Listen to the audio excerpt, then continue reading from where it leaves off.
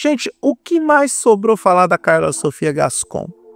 Bom, a gente tem que falar com muito cuidado, mesmo porque existe uma onda de hate na internet que acontece não só pelo fato do ser diferente, mas também porque existe a rivalidade com Ainda Estou Aqui, existe o fato dela protagonizar um filme horroroso chamado Emília Pérez, existe toda a polêmica das mensagens que ela publicou no Twitter, e eu vou falar sobre isso, obviamente.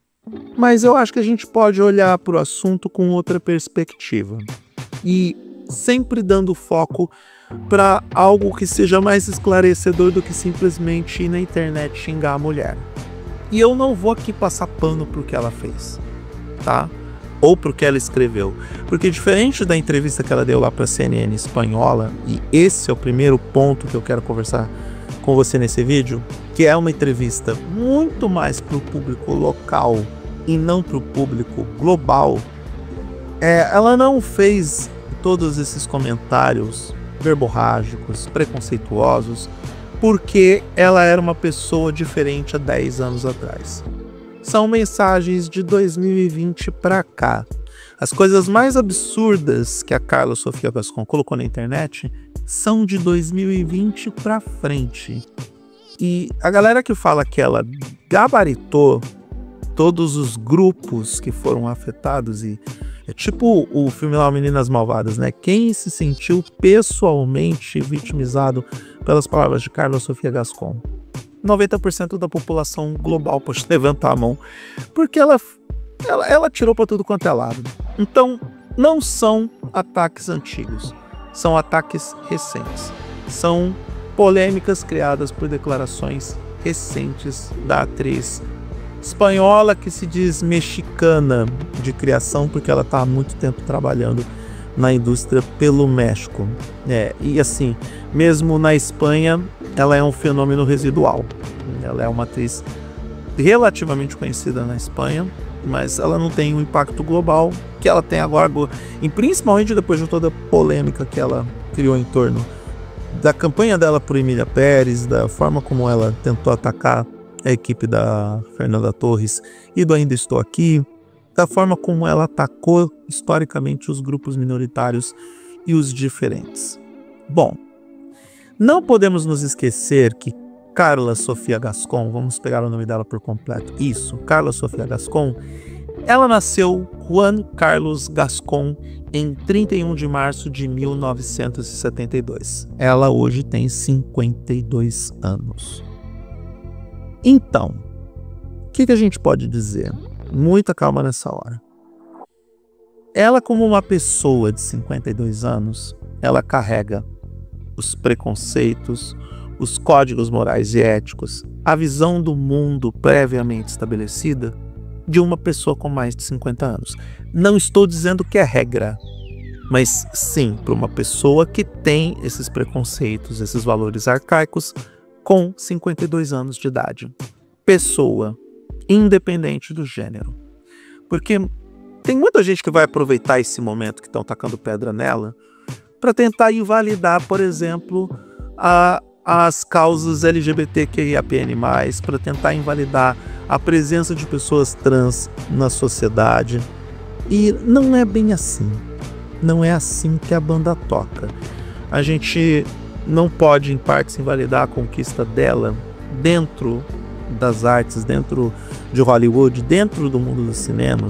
E esse é outro ponto polêmico que ela coloca para todo mundo, porque ela, há 5 anos atrás, ela afirmou que o Oscar estava muito diverso, que era um festival afro-coreano e que mais parecia o protesto do Black Lives Matter. E ela ignorou completamente a possibilidade de ser indicada ao Oscar.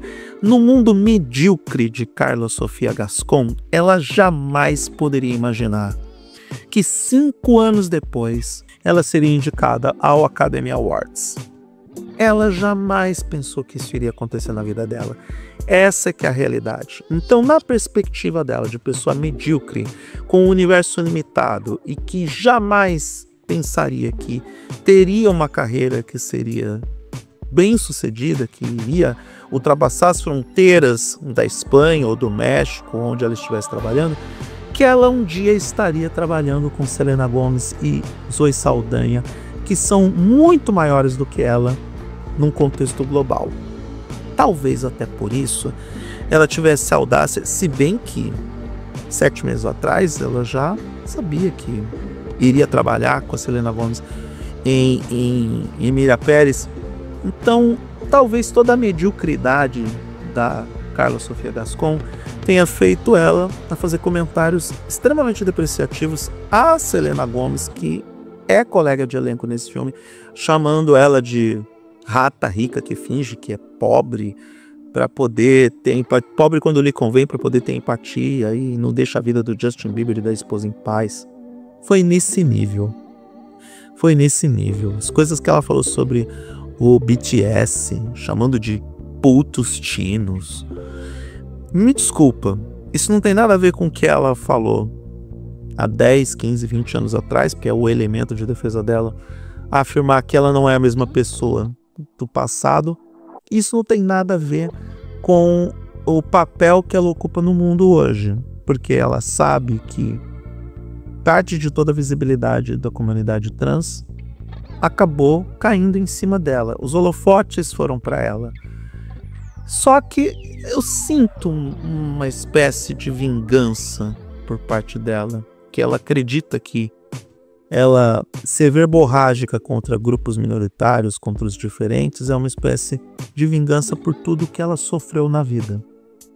Porque é claro que uma pessoa trans como ela sofreu coisas absurdas, todo tipo de preconceito, todo tipo de verborragia, todo tipo de tentativa de destruição, de desaparecimento através da retórica e de uma narrativa estabelecida. Nada disso justifica o que ela escreveu.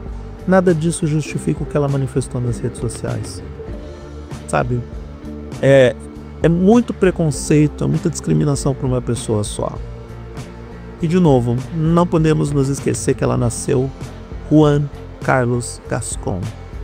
Ela foi criada como um homem espanhol, médio, vindo de Alcobendas, Espanha, cidade do interior. E mesmo tendo uma alma feminina, ela poderia muito bem, como Juan, ter absorvido e abraçado todos os tipos de preconceitos possíveis e imagináveis, até porque ela nasceu, cresceu e se desenvolveu como pessoa em um país onde esses preconceitos são normalizados. O racismo é normalizado, a homofobia, xenofobia, islamofobia, enfim, todos os tipos de preconceitos são normalizados na Espanha. Tem muita gente que adoraria viver na Espanha por conta dessa liberdade retórica. E eu já acho isso algo horroroso, execrável, nojento. Então, não podemos nos esquecer disso. Não podemos nos esquecer que, diferente do que Emília Pérez conta, quando uma pessoa faz a transição, ela não vira a chave. Não é uma lobotomia. Quem assistiu Emília Pérez sabe do que eu estou falando. Personagem central, Humanitas, ele começa o filme como uma das pessoas mais horrorosas de todas. Um ser ameaçador, intimidador, com falas e atitudes extremamente problemáticas. A própria personagem da Zoe Saldanha, que faz a advogada, ela acaba sofrendo de parte dessas atitudes um tanto quanto intimidadoras. E quando Humanitas se transforma em Emília Pérez, parece uma cirurgia de lobotomia, porque é outra personalidade, é outra vibe, é outra pessoa. E não é assim que a transição de gênero funciona. Os próprios membros dos grupos trans reclamam disso no filme. Aliás, que filme problemático, né, minha gente? Eu já falei sobre ele, eu já gravei um vídeo falando por que esse filme me traumatizou, por que ele me torturou, me ameaçou. Então, primeiro, é hipócrita a postura do filme, do diretor francês, de todo mundo, em produzir um filme, tentar contar uma história com essas bandeiras e ter falas tão problemáticas. O diretor falou outro dia que o espanhol é uma língua de países subdesenvolvidos, de países pobres e miseráveis. Aí vem a Carla Sofia Gascon, sabe, gabaritando todas as listas de preconceitos. Então, é um filme problemático, é um filme hipócrita. Agora, a gente tem que ter muito cuidado para, se é que a gente vai fazer um julgamento, até porque também essa altura do campeonato se levanta a possibilidade também de todo esse ataque à atriz mexicana acontecer, porque atriz espanhola, já eu confundi das bolas. Tudo isso também acontece em partes porque ela é membro da comunidade LGBTQIA+, ela é uma pessoa trans e todos os preconceitos envolvidos nisso. Não podemos excluir a possibilidade disso acontecer. E também não podemos excluir a possibilidade de Carla Sofia Gascon ser, no mínimo, altamente questionável nos códigos morais e éticos. Para mim, minha opinião, um ser execrável por aquilo que manifestou.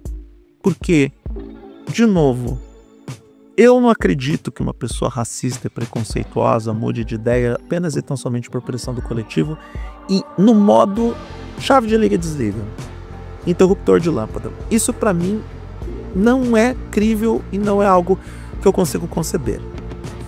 Não é um manifesto do passado.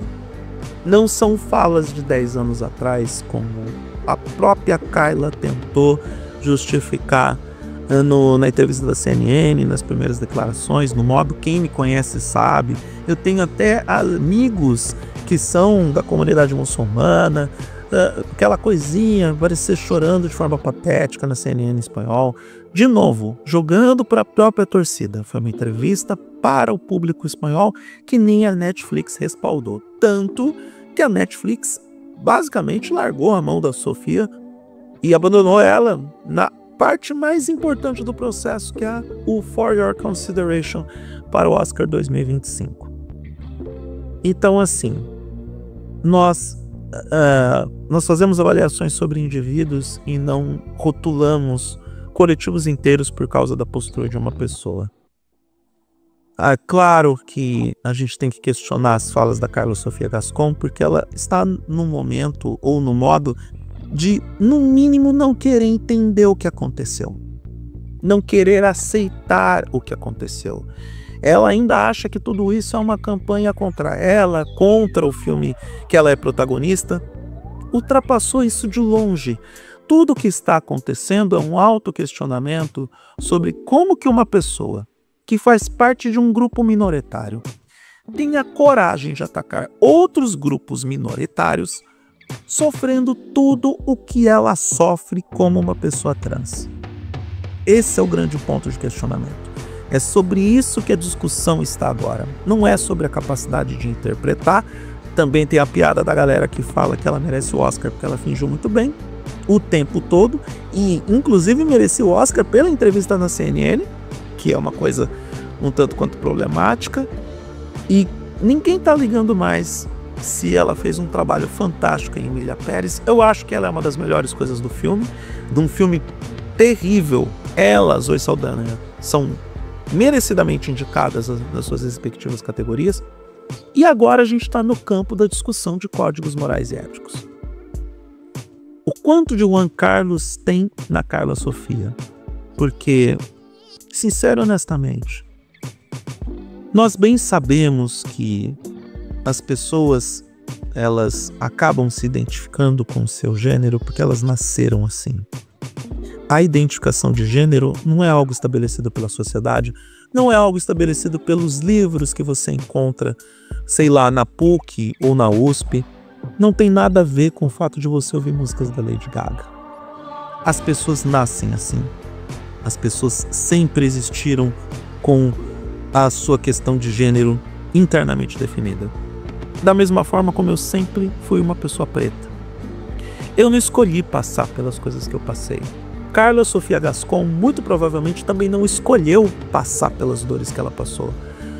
O grande problema aqui é que ela não pode se valer da posição dela de estar num grupo minoritário, da posição dela de vencer dentro de um grupo minoritário e de um grupo que passa por todas as violências e perrengues, talvez o grupo mais ameaçado hoje.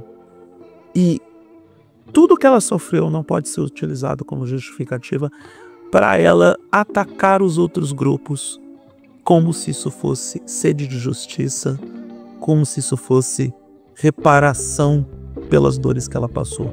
Eu só consigo interpretar a atitude da Carla Sofia Gascon como um ato de reparação dela mesma, o que soa nesse caso como vingança.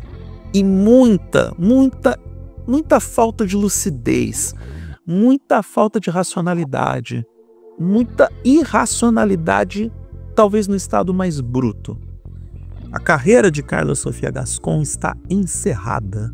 Eu não consigo imaginar que ela vai ter algum tipo de chance no mundo civilizado, a não ser que seja o Jacques Audiard, que seja o mesmo diretor de Emília Pérez, porque esse cara também relativizou um monte de coisas para fazer um filme absurdo, extremamente estereotipado e colocar pessoas que se alinham com os códigos morais e éticos que ele tem. E até o Oscar não será uma surpresa se ela anunciar que não vai participar da cerimônia, se bem que ela afirmou que não retira a candidatura, mas que ela não vai participar da cerimônia porque, por exemplo, a Netflix não vai bancar a viagem dela para os Estados Unidos. Por exemplo. Ou se ela aparecer no tapete vermelho do Oscar utilizando um saco de supermercado na cabeça para esconder o rosto. Essa é a possibilidade mais crível da Carla Sofia Gascon participar do tapete vermelho do Oscar. É uma pena, porque ela joga fora uma enorme possibilidade para todo um grupo, para toda uma comunidade ter visibilidade, respeito e empatia. Infelizmente, isso joga contra ela, joga contra Emília Pérez, joga contra um grupo que vai seguir sendo perseguido, ameaçado, ridicularizado e, em alguns casos, exterminado por causa de pessoas que pensam e expressam pensamentos e sentimentos como Carla Sofia Gascon fez nas redes sociais ao longo dos últimos 5 anos.